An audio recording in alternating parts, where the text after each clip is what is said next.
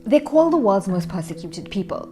The Rohingya are a predominantly Muslim ethnic minority who mostly live in Rakhine State in majority Buddhist Myanmar. The UN says their persecution in 2017 was a textbook example of ethnic cleansing, and the UNHCR says that the Myanmar government has been killing men, slaughtering children, raping women and burning entire villages to the ground, forcing them to flee to Bangladesh. But where did the Rohingya come from and why are they being persecuted? Myanmar says the Rohingya are illegal immigrants from Bangladesh. The Rohingya say they've lived in Myanmar for centuries. The Rohingya face persecution for decades, especially after a 1982 war which stripped them of citizenship. But the story of the Rohingya goes back much further than that. Some historians trace the origins of the Rohingya back to the 8th century. They lived in an independent kingdom in Arakan, what is now known as Rakhine State. Arabs traded in the region between the 9th and 14th century. They brought Islam to the region and some of them settled and intermarried. But in 1784, the independent kingdom was conquered by a Burman king named Bodapaya. Hundreds of thousands of refugees fled the Burmese army into Bengal. Hiram Cox, a British diplomat, was sent on behalf of the Crown and the East India Company to deal with the issue. Cox's Bazar, the town where many of the Rohingya fled, is named after him. His mission was to maximize tax collection by settling the refugees and others on areas of fertile land and to create markets for trading. In 1824, after a series of wars, the British began colonizing Burma. They decided to run it as a province of British India. The British encouraged migrant labor from what is now Bangladesh and India into Arakan, so that they had more labor available for rice cultivation and infrastructure. The British saw the migration as internal, but many Burmese didn't. Then came the Second World War. In 1942, Japan invaded Burma. At first, Burmese nationalists supported Japan. The Rohingya supported Britain because Britain had promised to give Arakan autonomy by declaring a Muslim national area.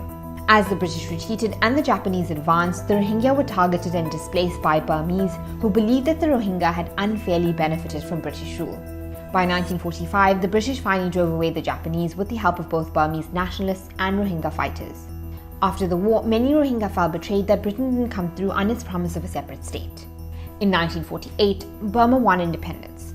At the time, many of the Rohingya wanted Arakan to join East Pakistan, which eventually became Bangladesh.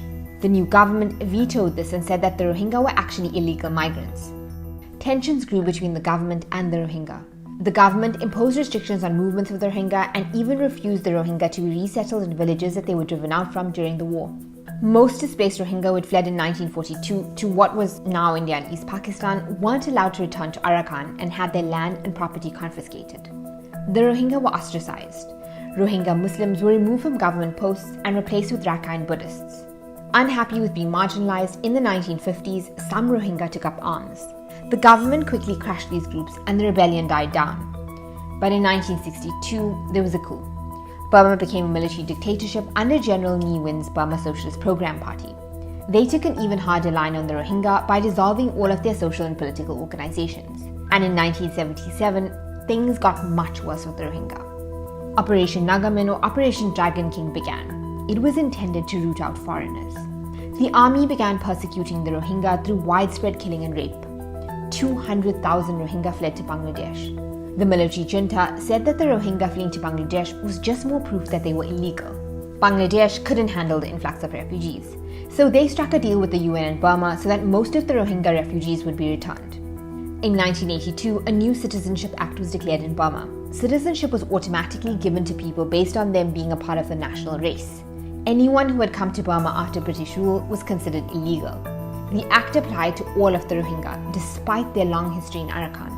If they wanted to apply for citizenship, the Rohingya would need to prove they had lived in Arakan since 1824. Due to poor documentation, most Rohingya weren't able to do this. Almost all the Rohingya were effectively made stateless. Their persecution continued. In 1991, 250,000 Rohingya fled to Bangladesh because of abuse by the military. In the late 90s, 230,000 Rohingya were returned back to Burma through a repatriation agreement. In 2011, Myanmar's military junta was dissolved. But even though a democratically elected government was installed, things didn't get any better for the Rohingya. In 2012 and 2016, tens of thousands of Rohingya had to flee a brutal crackdown. And then in 2017, all hell broke loose. More than 742,000 Rohingya have fled to Bangladesh since 2017. Repatriation agreements to get refugees back to Myanmar have failed. The Australian Strategic Policy Institute, which has been analysing satellite images, estimates that at least 40% of Rohingya villages damaged by the 2017 violence have since been completely demolished. A BBC investigation found that some Rohingya villages have been destroyed to make way for government facilities. But more than 500,000 Rohingya are still believed to be living in northern Rakhine. And the UN says there's a serious risk that genocidal acts may occur or recur. In January 2020, the UN International Criminal Court of Justice ordered Myanmar to protect the Rohingya. But the army says it's fighting Rohingya militants and denies targeting civilians. The country's leader, Aung San Suu Kyi, has reportedly denied any acts of genocide and has downplayed the atrocities as intercommunal violence. What does the future hold for the Rohingya still in northern Rakhine and Rohingya refugees?